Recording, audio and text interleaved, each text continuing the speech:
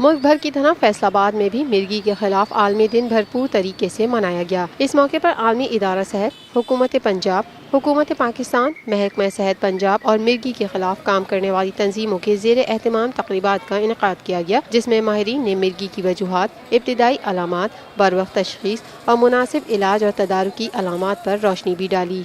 मिर्गी के आलमी दिन के हवाले से एक मरीज़ का कहना है, मैं इलाज करवाने के लिए आया हूँ और मिर्गी के मरीज़ों के लिए का ये दिन है और इसलिए अल्लाह सारे मिर्गी वाले और जितने सब हैं अल्लाह उनको सेहत दे।